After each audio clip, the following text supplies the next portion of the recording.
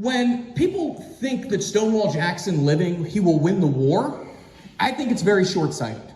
What they're looking at normally is the 1862 Valley Campaign, and if we're looking at that objectively, he's beating up on a B and C list of Union generals. He is fighting with Union generals who really shouldn't be generals. And that's happening in the Confederacy as well. Grant will do that at times and others. But Stonewall Jackson is not even a full general. He's not a 4-star general. And the date of rank and your rank itself is extraordinarily important in the Union and Confederate armies. These are both political machines. You have to remember there's politics in play. How many Virginians are in charge of this army? Well, we need some people maybe from Georgia.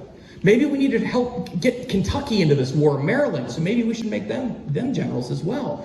So you have to start to consider the politics that are involved. And when we start to look at Stonewall Jackson, yeah, he was in charge of the Valley Army, but he's a major general when he's in charge of the Valley Army. He is not a full-on Army commander as we would think of traditionally, like the Army of Northern Virginia commander, Robert E. Lee. He's not like Albert Sidney Johnston. He's not like Braxton Bragg, who is. And he's not up on those levels, at least in terms of rank. So as we go across here, we look at the top tier of the Confederacy, and we see some names, Samuel Cooper, which most people couldn't pick out of a lineup today.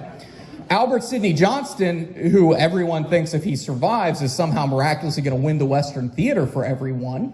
Of course, Robert E. Lee. If you don't know him, don't pass go and do not collect $200. Joe Johnston. Pierre Gustave Toutant Beauregard, his name's just fun to say. Braxton Bragg. My favorite quote about Braxton Bragg is that Jefferson Davis tried to do what God himself could not do, and that was make a general officer out of Braxton Bragg. And then another guy you probably can't pick out of a lineup, and that's Edmund Kirby Smith. And there's more generals on this list, but to point this out, Jackson's not on this list. He doesn't have 4 stars.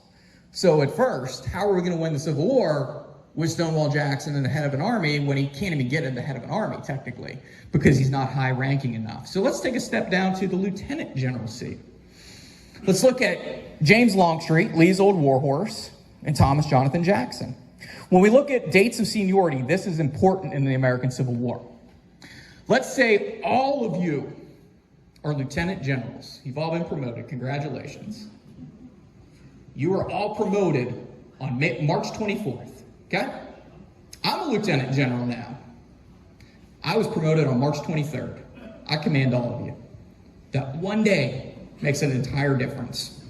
And in Lee's army, James Longstreet is promoted to lieutenant general on October 9th, 1862. Thomas Jonathan Jackson is promoted on October 10th, 1862 to lieutenant general. The reason being, Lee wanted Longstreet to be his second in command of his army.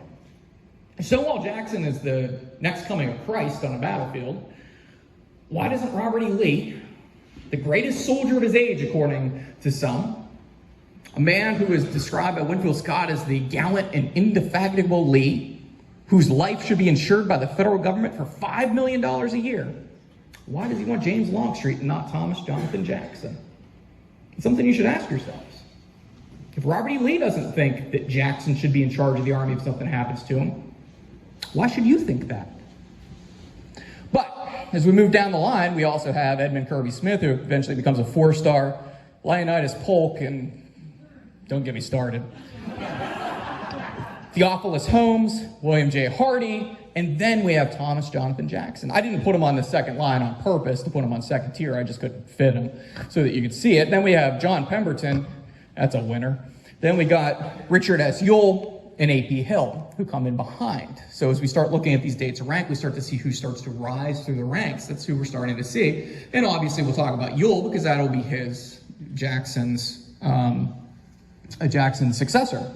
So when we start to look here, Lee doesn't want Jackson to be in charge of the army. He doesn't.